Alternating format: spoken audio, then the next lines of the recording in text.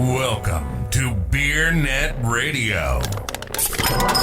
Listen to on every continent except Antarctica. B-E-E-R-R-N-E-T.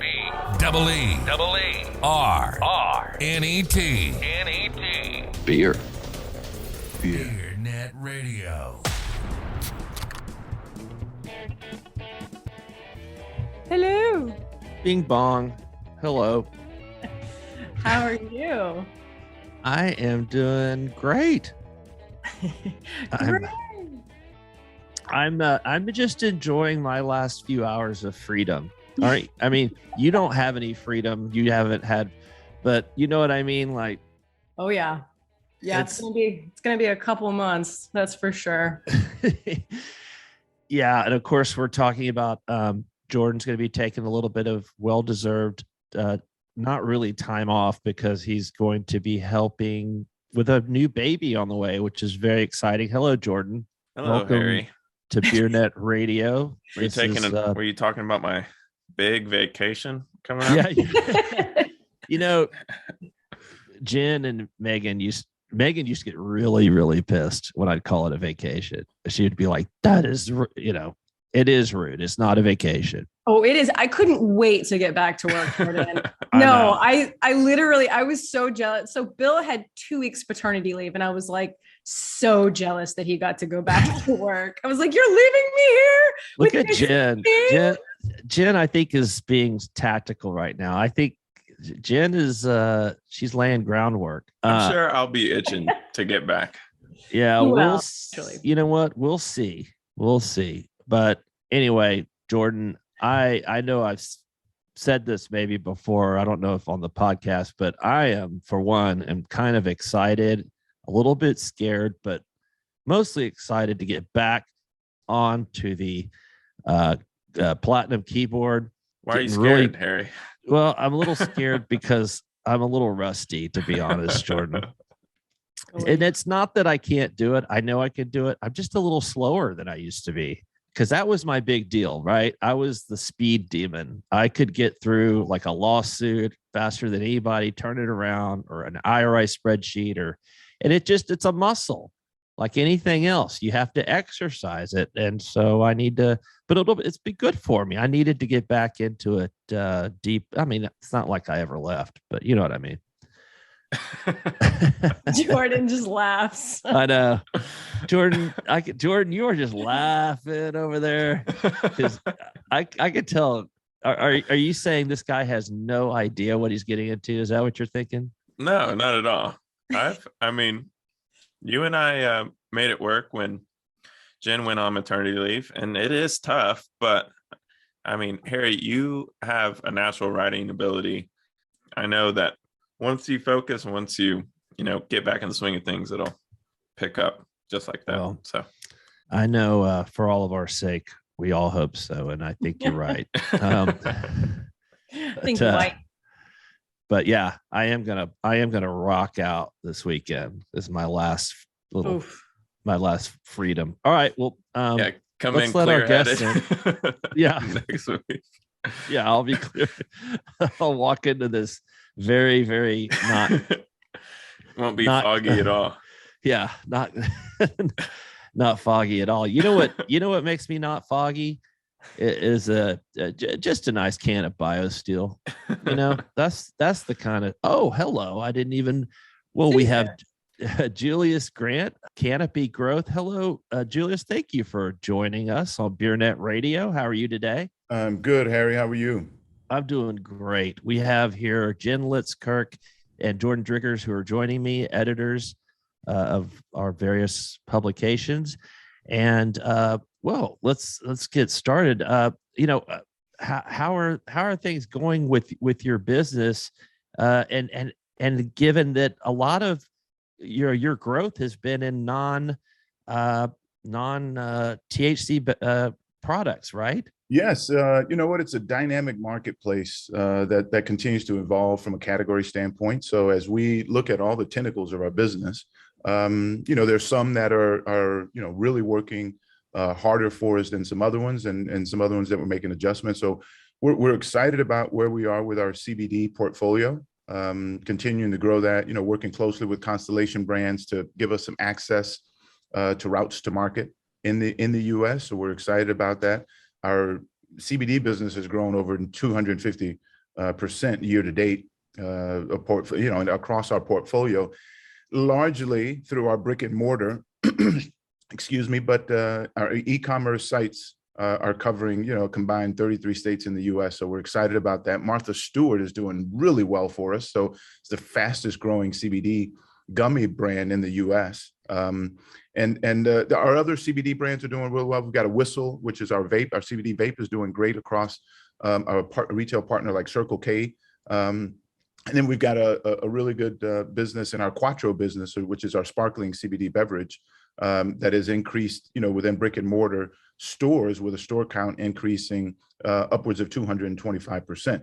Now, to your point, Harry, the other thing that's doing really well for us is Biosteel. And I heard you mention Biosteel. So we're excited about that because it continues to just deliver, gains on distribution in our ready to drink, getting into a lot of stores. So recently got some authorizations of over 15,000 stores across the US. And we had a record quarter of increasing our revenue by over 130%, so really excited about all tenets of our business, candidly. Hey, Julius, this is Jen. I'm not sure if we said, but you're the CCO of Canopy Growth. So I just wanted to establish that. Yeah, right. Thanks, Jen. Sorry about that. I'm not great at the whole introduction thing. I always forget titles and whatnot, but No, I just wanted to make sure everybody knew, like, who's this guy talking about Canopy Growth and Constellation? No, but so you mentioned Biosteel, and that's really personally what I wanted to talk a lot about, because I believe it's currently your biggest play here in the US. Is that correct? Correct. Yes. Yeah. Cool. And you mentioned that it's done really well. Revenues are up. I think the last earnings call said that it did like 17 million in quarterly revenue, could double in Q1. So can you drill down a little bit more about what is driving all of that growth? And also, is it mostly coming from US sales at this point?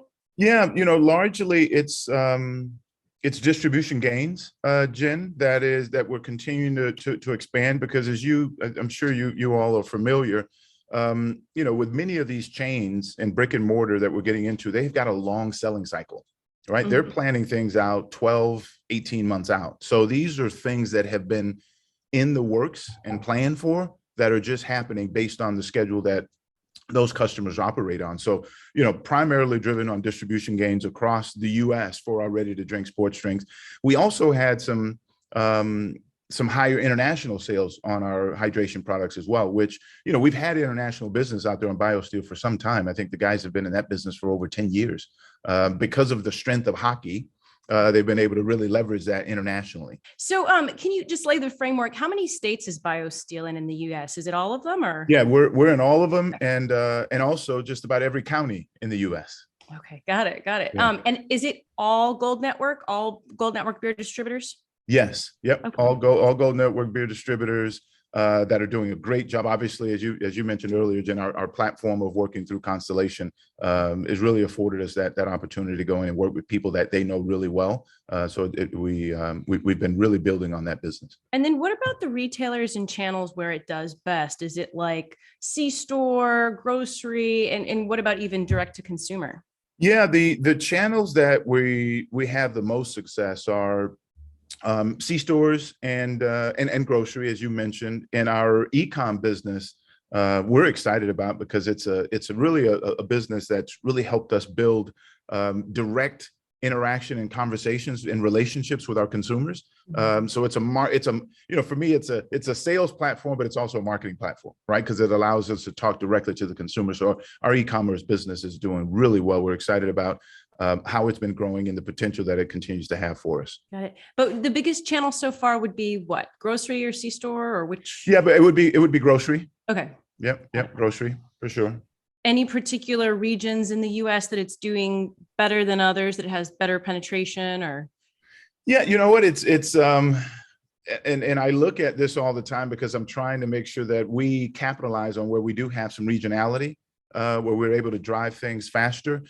In the areas where we're doing better, particularly in the Northeast, and the areas where, candidly, where the the chain distribution has gotten unlocked faster, right? Based on the lead time that those chains have required. So little of the Northeast, working our way down south. And then also, Jen, the other areas that's doing really well is, we've got a myriad of partnerships with key teams and obviously some of our sports athletes, ambassadors that are fueling growth in different pockets of the country as well. You have like Patrick Mahomes, right? Yes. Yeah. Patrick Mahomes, Ezekiel Elliott, Luka Doncic, so really, you think about some of the most prominent players in their sports, Connor McDavid, you think about the top athletes in all of these sports, they're partners with Biosteel. Are you guys bringing more of those sorts of cultural ambassador, sports ambassadors on, or? Yeah, you know what, we're looking at how do we get more out of the ones we have, right? How do we partner with them to really drive deeper penetration into the marketplace while continuing to evaluate other partnerships? Because as you know, we've got, the Los Angeles Lakers that we recently launched, and then we've got the Miami Heat that we recently launched, in addition to already having the Mavericks, the Nets, and the Philadelphia 76ers. So we continue to take a look at where those are a proper fit to continue to reach the consumer with the right messaging that we want. And we really want it to be organic, right? We want them to love the brand as much as we want to partner with them. And how big could it get, right? I think I read somewhere that it's now, I don't know, the number 7 energy drink in the US, perhaps? Yeah, number 6. We teeter around 6 or 7, all depends on, the IRI data and or consumer pull data. But, our plan is to continue to accelerate our growth and get up to, to number 4 here shortly, working our way up to number 2 and eventually getting to number 1. That's the ambition. I think you guys need to make Harry a spokesperson, and that could maybe just put you over the edge. There you go. I heard him when we got on, and I said, "Oh, is that Harry already talking about some Biosteel?" Listen, I used to drink a lot of coffee, and in the last couple of years, I'm an energy drink guy. Just I like it. It keeps me going all day. One real question, because I know Jordan wants to get in before he has a baby, but how closely do you guys? I know y'all are separate companies, both publicly held, but how closely do you work with Constellation when you're marketing something like Biosteel? Do you lean on their chain department, or is it just completely separate?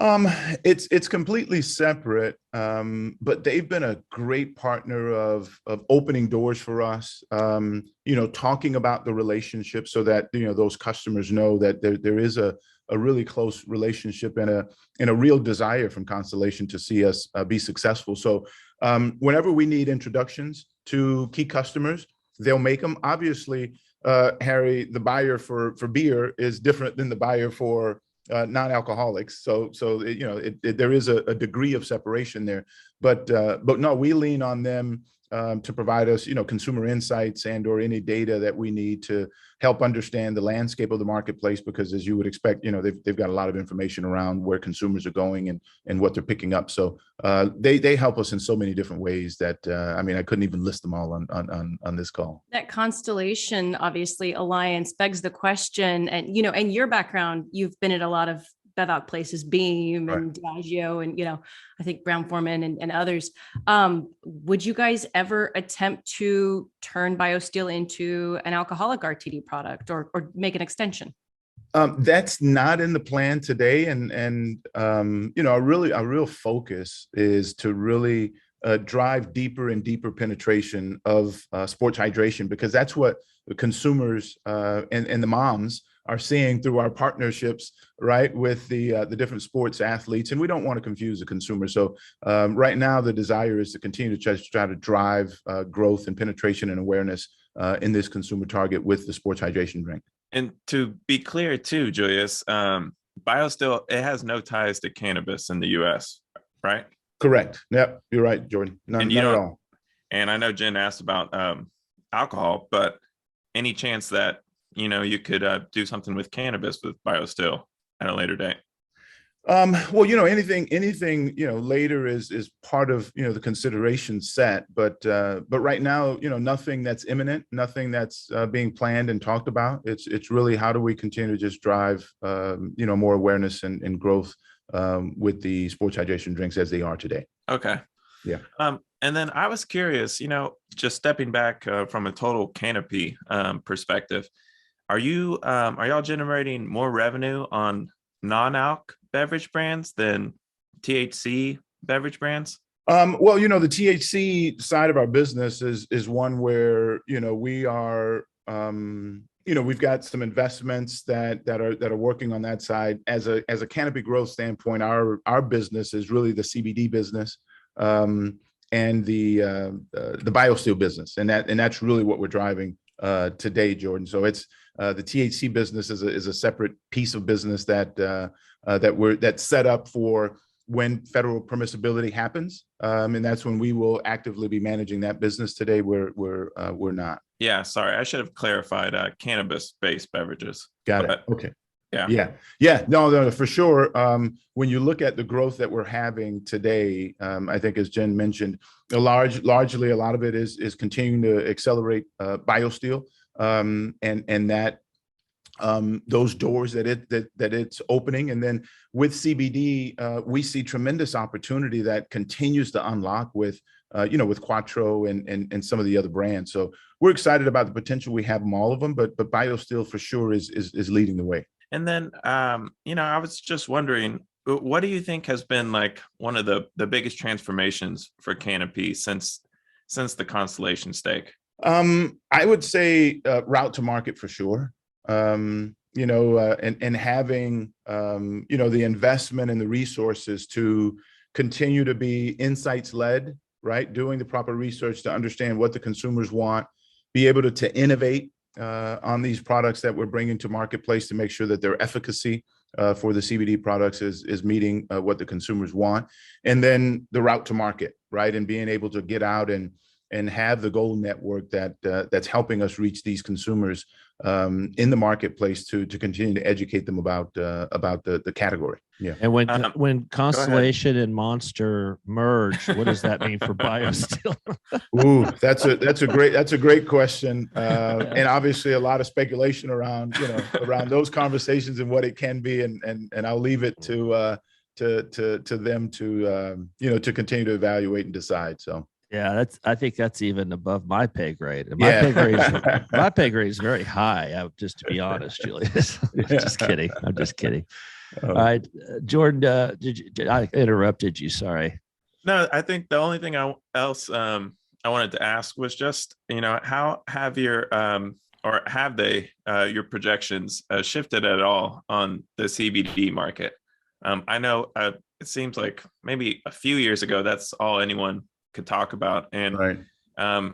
It seems like it has died down a little bit, the chatter about it, but as you were just saying, your CBD products are growing like crazy. So what are you seeing?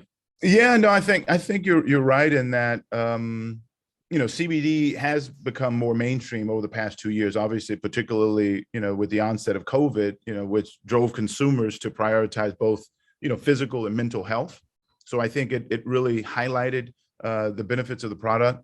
We're excited, as I mentioned earlier, about what Martha's doing in the marketplace and that partnership and what Martha brings, because she, this generation that has discovered Martha is relatable, accessible, and has real authority over elevating the everyday. So we're seeing the success there, Jordan. So as the conversation may be tempering around it, we're seeing no signs of it with our brands, because we believe that through these partnerships and through the positioning of the brands, they continue to demonstrate growth on growth. And Martha is having great consumer takeaway and demand and relevance that for us keeps us excited about the potential. The stats that I like to throw out is 38% of Americans have tried CBD, 35% are acceptors or trying it, and 52% of millennial consumers have increased their spending on CBD.